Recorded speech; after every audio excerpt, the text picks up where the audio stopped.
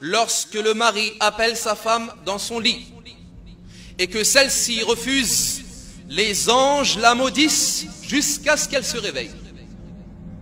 Les anges la maudissent jusqu'au matin.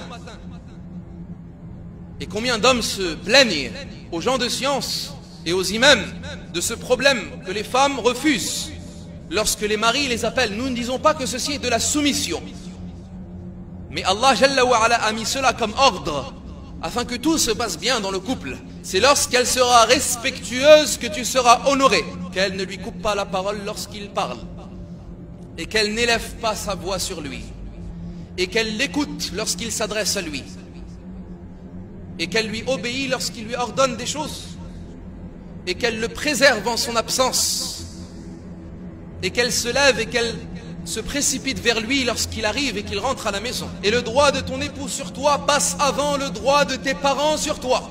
Malheureusement, qu'Allah les guide, beaucoup de mères rentrent dans les affaires du couple et veulent alors défendre leur fille.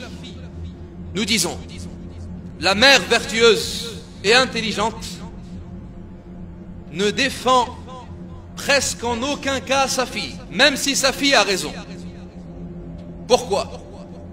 Afin de lui enseigner la patience et le fait de ne pas se mettre en colère sur son mari, même si elle a raison et même si le mari a tort.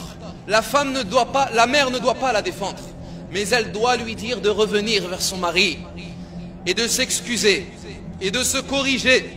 Et si la femme refuse, elle n'a pas refusé à l'homme en réalité, ni aux parents de l'homme, mais elle a refusé à Allah, car elle est soumise à l'ordre d'Allah. Et c'est Allah qui a informé cela.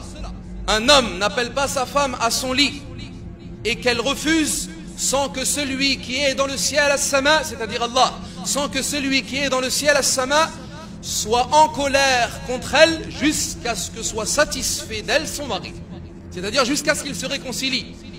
S'ils ne se sont pas réconciliés, Allah est en colère contre elle.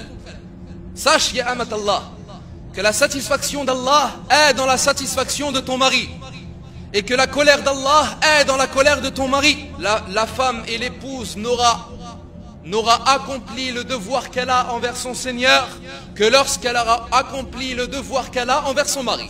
La considération de la femme envers son mari, comme les gens ont une considération envers leur roi ou leur gouverneur ou leur empereur.